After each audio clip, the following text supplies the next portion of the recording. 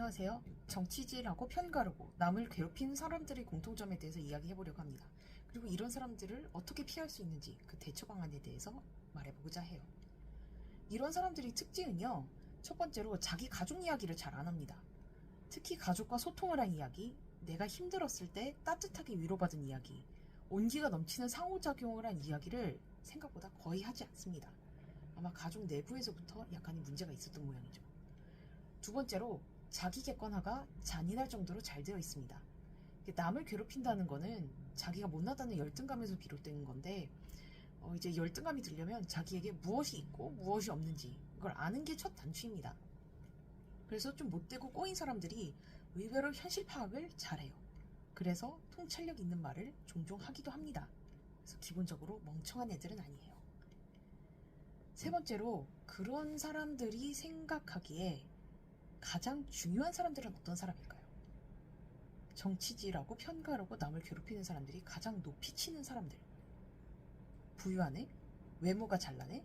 잘나가는 애? 인기가 많은 애? 아닙니다. 자기 멋대로 할 수 있는 사람. 그래서 주변에 보면 그 못된 사람 주변에는 무지성 팬 혹은 소위 신복이 하나 둘씩은 꼭 있어요. 시녀들이라고도 하죠.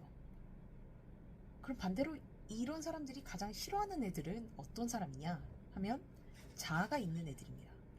한마디로 자기 멋대로 안 될 것 같은 사람. 그리고 못된 사람들은 자기 멋대로 안 되는 사람을 투명인간 취급을 합니다. 아마 자기가 상처받을 거 알아서 피하는 거겠죠? 혹은 자기의 본 모습이 보여질까 봐. 사람을 함부로 하기로 유명한 회사 대표를 인터뷰한 여자 기자가 있습니다. 그 인터뷰 전에 인터뷰에 응할 기자를 고르는 자리가 있었대요. 그래서 그 남자 대표가 기자들을 전부 세워놓고 위아래로 훑어보더니 야, 너는 되고 너는 안 돼. 쟤는 되고 쟤는 안 돼. 이렇게 구분을 했더라고 합니다.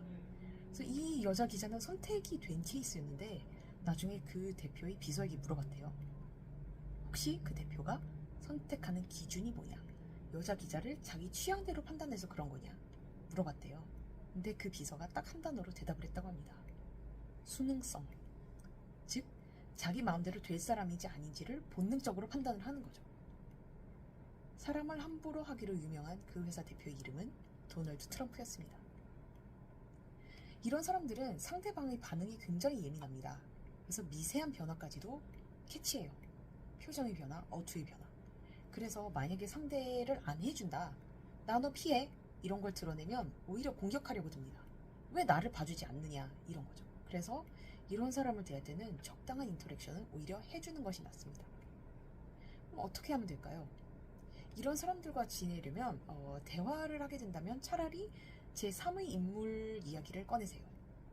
그러니까 누군가를 욕을 하려는 것이 아닙니다. 공인이 될 수도 있죠. 아니면 뭐 공통적으로 아는 전혀 관계없는 제3자의 이야기일 수도 있죠. 핵심이 뭐냐면 대화 주제를 먼저 제시하고 거기로 관심을 돌리시라는 겁니다. 뭐 이도저도 다 괜찮다 싶으면 동선을 아예 다르게 짜는 것도 하나의 방법이죠. 언제까지 그래야 하냐고요? 이거는 걱정 안 하셔도 됩니다. 님보다 더 독한 누군가가 나타나서 참교육을 시킬 거니까요. 사람일 수도 있고 어떤 인생의 일련의 시련일 수도 있습니다.